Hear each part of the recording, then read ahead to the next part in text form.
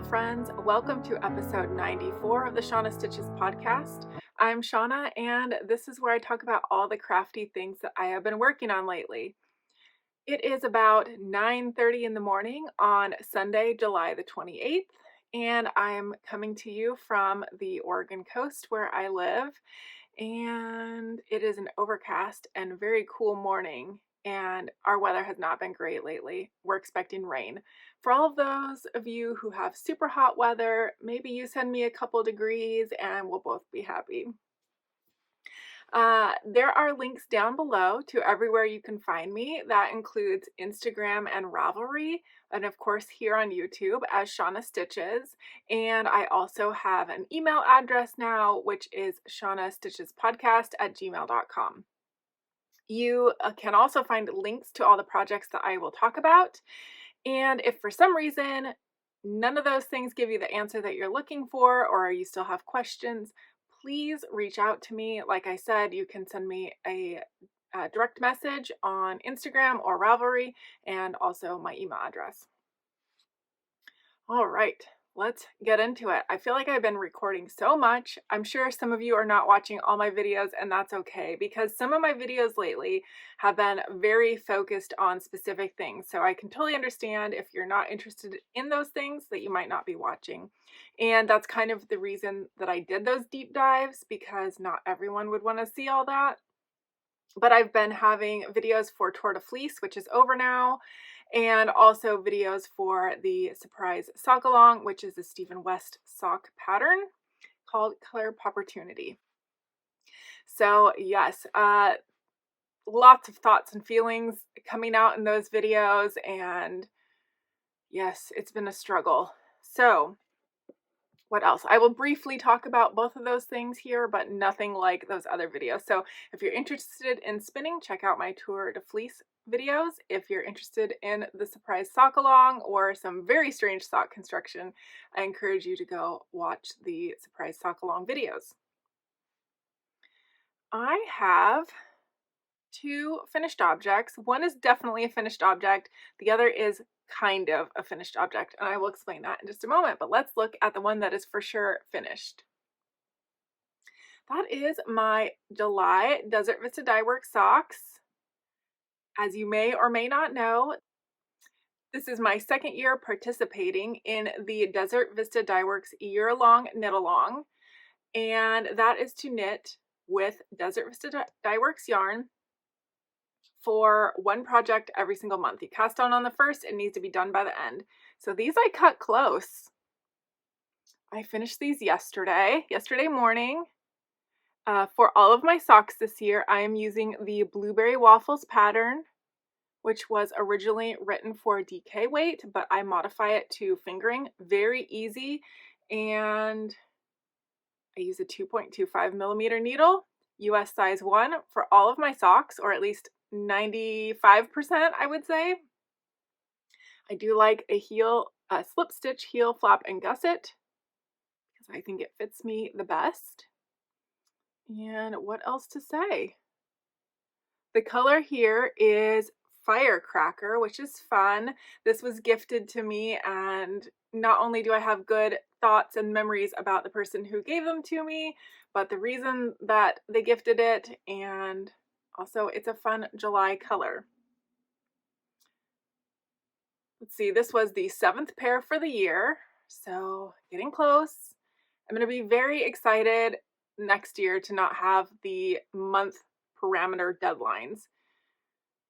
Hopefully I can still keep up on knitting lots of socks. It is kind of nice to have those parameters because it's very intentional, but there's times where maybe you want to cast on early, or you don't want to finish by the end of the month. So it'll be nice to have a little bit more leeway. The other finished object that I have, which the whole object isn't finished, but this is my scrap yarn basket bottom that I have instead changed into a placemat.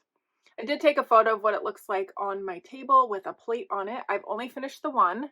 That's why I say it's kind of a finished object, because I didn't grab it.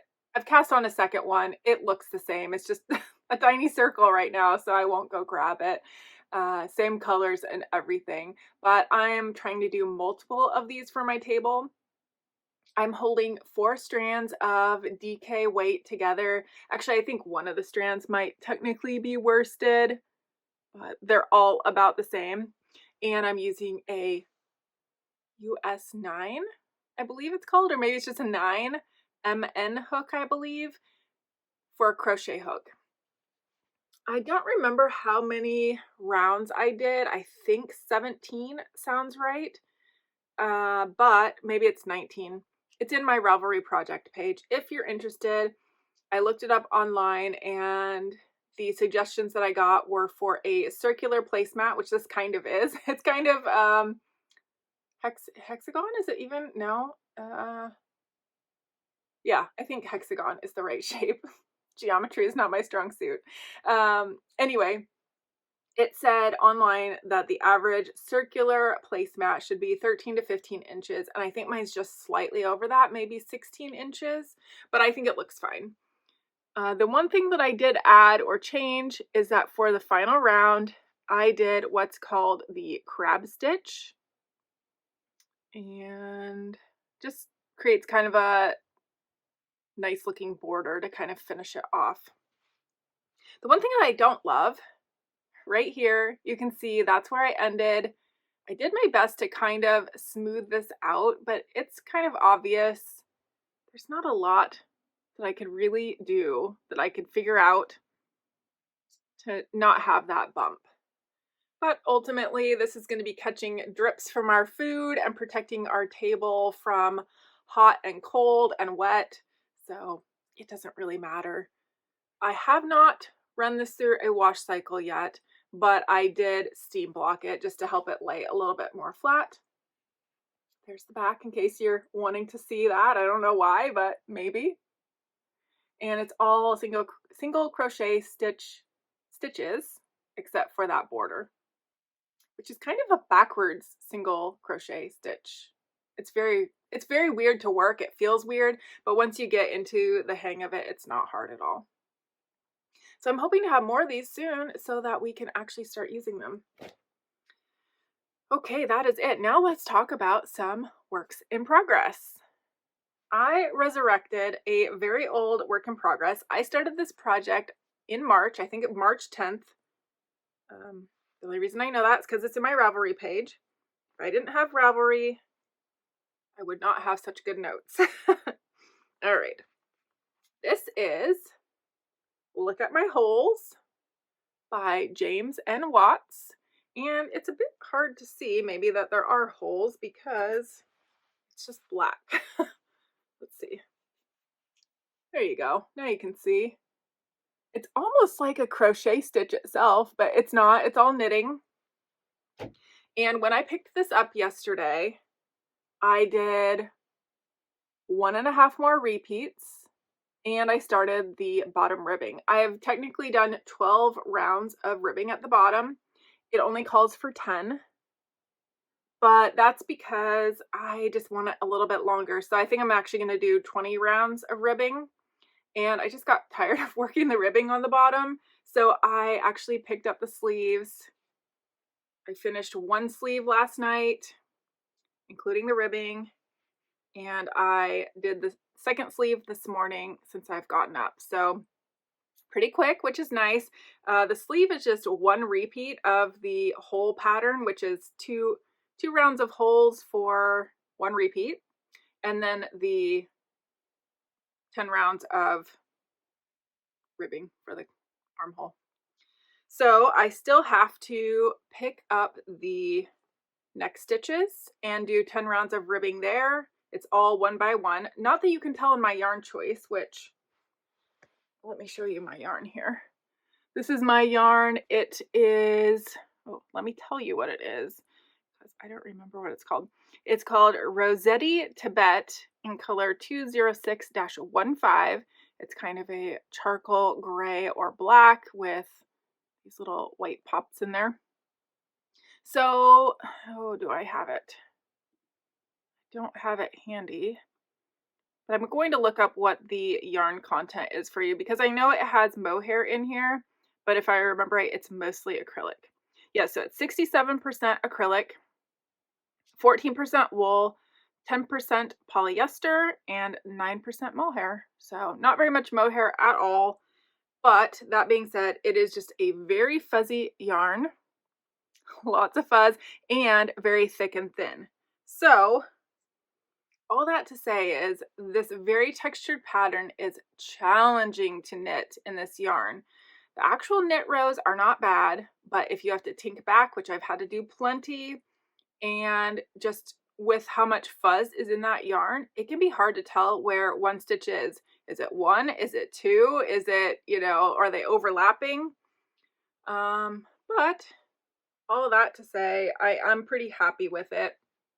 I'm knitting the size 3, which is a 40-inch bust. And my bust is somewhere between 35 and 36. I have been losing weight lately, so it's been getting a lot smaller because I think when I cast this on in March, it was probably around 38-inch bust. And let me just say, I'm glad I've lost a few inches because my gauge is not right.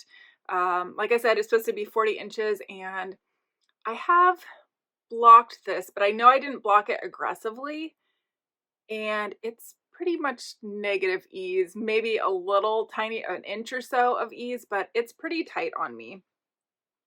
So I don't know how I feel about that. I would rather have it have the 40 inches, but I'm definitely not re-knitting it in this yarn. Like, I've come so far and it does fit. And I think with a camisole or something under it, I'll feel a little bit more comfortable than having my stomach rolls showing. So yeah, I'm very excited to get this done. I'm hoping it would be wonderful if I could finish this today, but I wanted to come record. I didn't want to record a very late episode. So my goal when I'm done here while I'm editing would be to start the neck and or finish the bottom. I don't know what's going to happen first. I have about 53 grams of this yarn left, but I do have other cakes of it. So if I need more, it's not a problem. I won't run out, but I'm hoping this will be enough. That's all I have to say about that project.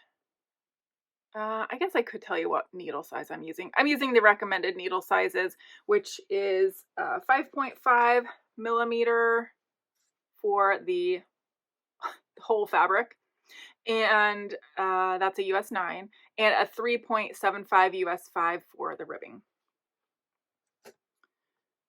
Okay, let's see, what next? So let's talk about the surprise sock along for 2024 called Color Popportunity by Stephen West. I have thoughts and feelings. So my two socks are in different places. I guess I should have said, if you don't want a spoiler, I feel like this one isn't such a big deal about spoilers, not like the shawl is every year. I haven't really been seeing a lot of people freaking out about that. But anyway, if you don't want to see it, I'm showing it. So this here is this is my right sock. And I know that because I have 6 wedges. The pattern calls for 4 wedges. But as we have determined from previous projects, my knitting gauge is quite tight. And not only is the stitch gauge usually tighter than recommended, but the row gauge is much more extreme. Speaking of row gauge, what I meant to tell you on this one, we're not done yet. The pattern calls for like 2 of the repeats, so 4 holes of the body. And I'm not going to sit here and count all those holes for you, but I did 7.5 repeats, and I wish I would have just done the full 8 to have a little bit more length. My row gauge, man. Plus, I'm not wearing a crop. That is part of the other issue. But I'm pretty sure 2 rounds of holes would be like boob line, and no, just no. So yes, back to this. We're talking about row gauge, and I knit this portion on a 2.25 millimeter needle. It's 32 stitches, which is my normal half of a sock, which this is just the front half. You see there's no back yet. We have the heel and we have the front of the sock and a little gap that will be some sort of gusset. But this flap seems very narrow. It is stretchy. Garter is stretchy. I should show you a close-up. It's garter with these eyelet rows, and for some reason my needle's poking through. I have this on 2 9-inch circulars. One's holding the heel and one's holding the end of the flap. So Stephen gives some very vague advice I can't remember if it was the pattern or if it was the video. Either way, maybe it's both. But he says you want to stop and have the 4 be just short of the end of your pinky toe. When I try this on, it's at 4. It's about 2 inches shy of the end of my pinky toe. So I thought I could get away with doing 2 more wedges. And when I did that, now it's just extending past the pinky toe. But when this gets stretched out, or when any knit fabric gets stretched this way, it tends to lose length. So I'm hoping that this is going to be fine. But I also went into it with the mindset of I might need to rip back these 2. And I'm going to be very honest, I might need to rip back the whole entire thing. If it ends up not being wide enough with whatever we're going to do for the sole of the sock, I might have to reknit this on a 2.5 millimeter needle. So for the left foot, left sock, I just did the 4 wedges. So many possibilities. I may have to rip out 2 wedges. I may need to knit 2 more wedges, or I may need to rip out 10 wedges. I just don't even know. And that's why it's been so difficult with this sock to gauge anything about it. Obviously the leg, I ended up completely reknitting on 2.75 millimeter needles, which is just unheard of. The cuff, I was supposed to pick up 60 stitches and do the whole cuff. And because I did extra chevrons in section 4, I was supposed to have 9 if memory serves, and I did 12. So I had extra stitches. So I ended up picking up 64 stitches, and I just kept my 64 because that is what I normally knit. And of course, that means the cuff comes out perfect. So again, this part's on a 2.25. Because my gauge from this is a 2.75 and this is a 2.25, I did pick up the stitches with the 2.75 and then immediately on the next round switched over to the 2.25, just hoping that that would be a little more seamless and it wouldn't pucker as much. And I think that worked perfectly. What else to say? I don't remember. I don't think I have shown you this. I did the brioche option for the heel, which orange on the inside, gray on the outside. And I ended up having to add more rows of this, more repeats, because again, my row gauge is very short. I can't remember how many extra I added. Yeah, it's not coming to me. It's definitely not there. But if you want to know, it's in my other video. It's also on my Ravelry page. So I know that that means I will have to add more gusset decreases. It's just so much guesswork in this sock, really. And I'm enjoying it because I love the surprise and the clue part of it. But also, it's really stressful. I don't think I've ever been so stressed out by a pair of socks in my life. You know, some people have said if they'd gone through as many issues with this sock as I have, that they just would have quit. And I'm stubborn. I'm really stubborn. And when I have it set in my head to accomplish something, to do something, I will keep working at it pretty much until I accomplish it. That being said, with what I know about this sock right now, I don't think I would ever knit another pair. I just, one and done. Okay, that's all I got to say about that project. But the last clue comes out Tuesday. I think that's the 30th. So it's 2 days away. Today's 28th. That sounds right. So just before the end of the month, we'll see the last clue.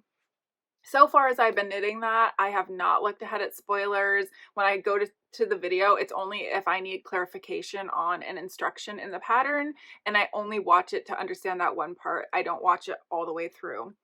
So it's been fun to keep it a surprise and to see what's going to happen. But for the fourth clue, I don't even read ahead. normally in the clue. It's just I take it one step at a time. For this one, I'm definitely going to read ahead, but I may see what it looks like to know a little bit better. Should I rip out what I have?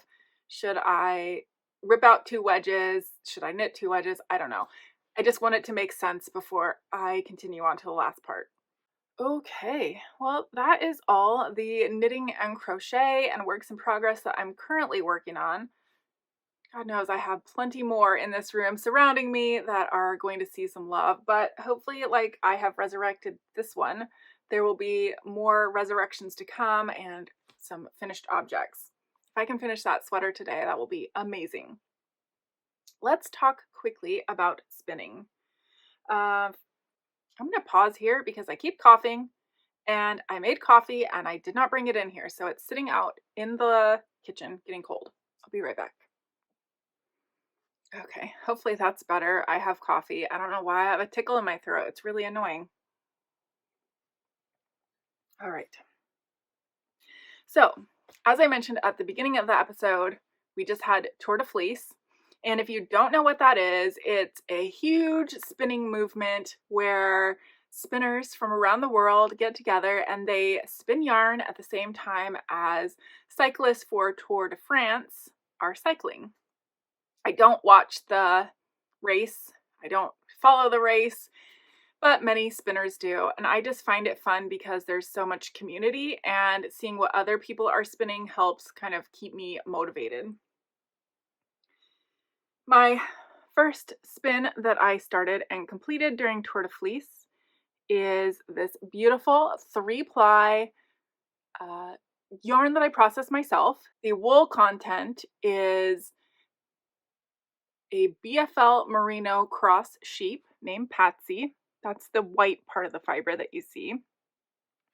And the colorful portion is a unspun yarn roving that was from Hobby Lobby. I don't believe it's available anymore. What was it called? I'm not remembering. I know the color was called Rainbow Riot, and it's beautiful. I love it. So I blended the fiber that I washed and drum carded. I blended that on my blending board with the roving and gizzed that off into little bats and spun those. I spun it to 3 bobbins and then I applied them together. In total, I got 285 yards for about 120 grams, and I was really hoping to have more. It should be enough for a pair of socks, which is what I wanted. That's why I blended this 75% of the wool, 25% of the polyamide blend, because that's a 75-25. That's a good sock blend. At least that's what you buy commercially. So I'm very interested to see what this knits up like, what it wears like. It feels really nice. It's pretty squishy. And yes, 285 yards. If I used contrast heels, cuffs, and toes, I think that should be enough. I will also knit them from the toe up. That way I can use every last bit. One of my dogs is barking, so I'll be right back. Okay, I'm back. Lots of barking dogs. I was talking about this yarn here, 285 yards, and the way that many spinning competitions measure yardage, it's not really yardage because it's 285 yards done, but they measure what actually goes through the orifice of your wheel. So for this, it'd be 3 singles worth at 285 yards, plus the plying, which is another 285 yards. So that would be a total of 1,140 yards spun for this.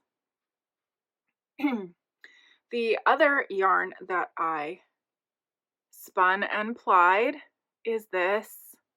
This is a Cheviot braid that was obviously pink and gray. There's a little bit of green. I guess that's kind of purple. It's hard to tell. But I did this as a 2-ply. And I had said while I was filming Tour de Fleece that I don't like a 2-ply. And I was looking for, I don't know what I did with it. There's some other yarn that I have that I spun, and it's a 2-ply. And I don't know why in my head I thought I didn't like it, because if you look at that, it just looks beautiful. I am so excited about this. I had kind of hoped in the back of my mind that I'd have enough for a muscle burrow out of this, because that's kind of like one of my go-to projects, but I only have 374 yards. So I know that's not enough for me. What this will become, I don't know yet.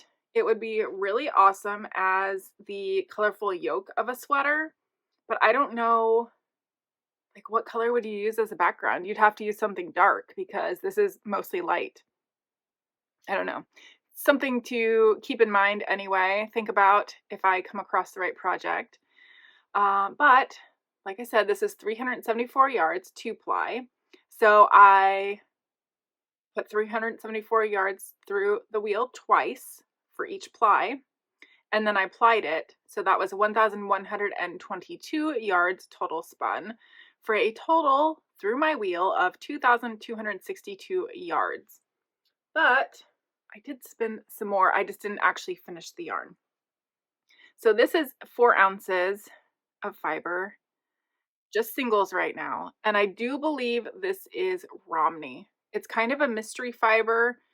I remember I bought it off of Facebook, a group there years ago, like when I first started spinning, when I knew nothing about sheep breeds. To me, wool was wool was wool. I had no clue.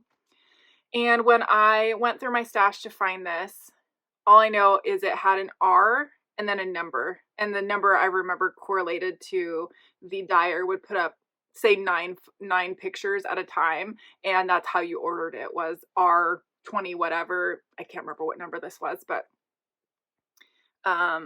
so R, I do believe, correlates to the type of fiber it is. I have never spun anything like this. It definitely was a long wool, which I think usually I probably spin medium. I don't really know. I still don't know everything there is to know about wool, but I do have the Fleece and Fiber source book. So I pretty much went through every breed in that book that started with an R, narrowed it down to it being a long wool. One of the things the book said about Romney was that it had luster, which this does seem to have quite a bit of shine to it. And yeah, I don't know. That's what I came up with. That's what I think it is. It was a challenge to spin at first, but as I went, it got much better. Like, this feels so much softer on the outside than what I know I started spinning initially. So I really am happy with that. And then, so this is going to be a combo spin. A combo spin can be done many different ways, but for this spin, my plan is to use 3 different braids. Each braid is its own bobbin, and then all 3 bobbins will get plied together. So the second bobbin is this, and this was from the same dyer. So they look similar but different. I mean, they're definitely not the same colorway. And this one started with a T. So I believe this is Targhee, which is a completely different fiber than Romney. Like, so different, I can't even begin to tell you. This has a much shorter staple length, around 3 inches, but it also just has a ton of crimp and bounce. So if you can see that, the fiber gives so much. So when I'm spinning it, it's totally different. I had to increase my spinning speed to get enough twist into the fiber, whereas this had a lower spinning speed. So it's just very interesting. This being kind of a firmer, more coarse feeling wool, and this being super soft, it's going to be very interesting to see how those ply together, and especially because this is very bouncy, this is less bouncy. How will that go? I don't know, but we're going to find out. I was doing so good. I spun every single day of Tour De Fleece, but I meant to keep going. Since then, I've had so many projects and like self-imposed kind of deadlines with the projects that I haven't spun in a few days. Now that I have all this out here, and I'm looking at it and I'm touching it. Maybe I will spin a little bit more today. But I really do like the first thing I want to finish is that sweater. So it's Sunday night. That means I have to go to bed early tonight because I get up super early for work. So that cuts into my crafting time. Well, I think that's everything that I've been working on for the last 2 weeks. It doesn't feel like as much as it does sometimes, but the projects are definitely more varied because we have knitting, we have crochet, we have spinning, more knitting, lots of knitting. I think I'm going to wrap it up. Actually, I haven't talked to you about life stuff. If you watch some of my videos, you'll know that I was sick around the 4th of July. I thought I was doing better, but I have this tickle in my throat today, and I don't know what that's about. But last Saturday, I don't know what day that would have been, 8 days ago, my husband had this horrible cough, like down in his lungs, really mucusy, not good sounding. So knowing it was Saturday and Sunday, less things are open, I encouraged him to go to urgent care. I went with him. And come to find out, he has COVID. So he's all better now. And knock on wood, I didn't get it. And what I had before was not COVID and nothing like his symptoms that he has or, he's getting rid of now. So very weird. I hope I don't get it. I hope that's not what this is because I was just sick. I don't want to be sick again. So yeah, it's been a very strange summer as far as that goes. I know other people get summer colds, but I don't think I normally do. So I'm over it. I'm ready to be healthy and feel much better.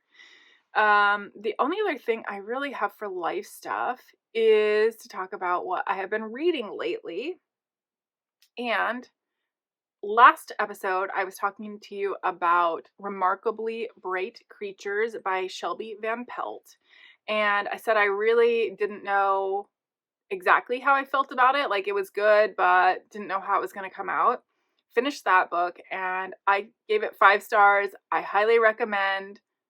The ending made me cry because that to me is a marker of a good book. I'm not a big crier, but holy cow, those books can get to me. So that was amazing. Highly recommend Remarkably Bright Creatures. And then I started reading one of the Kindle First books. If you have Prime, maybe it's just if you have Kindle. I'm not quite sure. I do have Prime, Amazon Prime, and I have a Kindle. But every month I'm allowed to pick one book. Sometimes they let you pick 2. I think July was a 2-book month. But I picked one called You Shouldn't Be Here by Lauren Thoman, Thoman, Thoman. Not sure how you say that. And I am 80 something percent through, maybe 85%, getting very close. Kind of hit some crazy stuff going on in the story at this point. I'm very eager to finish it, but it hasn't been my favorite book. It's been kind of a slow read for me. It's not bad by any means, but I feel like you do get very varied books through Kindle First. And you have a little summary that you can read, but you don't really know a whole lot going into it. And honestly, that's how I prefer to read a book anyway. I don't want to know what happens. But that one, You Shouldn't Be Here, is, how do I even describe it?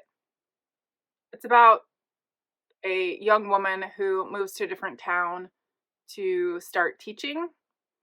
And she is looking for her cousin who's missing, who's from this town that she moves to. And in the process, she meets up with this other guy who has a friend from 10 years ago who's also missing. And they not only team up together to kind of try and figure this out, but they also become romantically involved because, of course, that's what we do in books, right? And yeah, lots of twists and turns and surprises. And it's not bad. Right now, if I didn't read one more word in the book, and I really don't know how it ends, so, take that for what it's worth, I'd probably give it 3.5 stars. Like I said, it just hasn't been, I just need to pick it up and read, but yeah, it's been okay. So I pretty much every single morning, I start my morning with coffee and knitting and reading. I do all three at the same time. And that's why I really enjoy a project that is pretty much stockinette or very easy. Like if I'm knitting on a blueberry waffle sock, there is ribbing in there, but I can do ribbing and still read. Anyway, just something that isn't taking all my concentration. I can read and knit at the same time. And I love combining those two things. To me, it's a great way to start my day. It's relaxing, but it's invigorating my mind, making me think.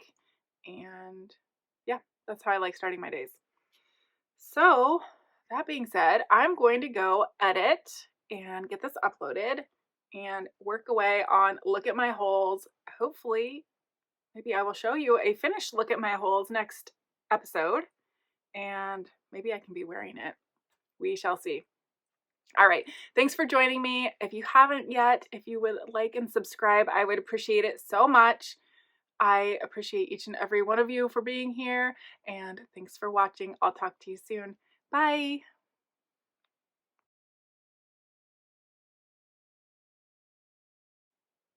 I had a thought. I don't know what it was. I lost it. Okay.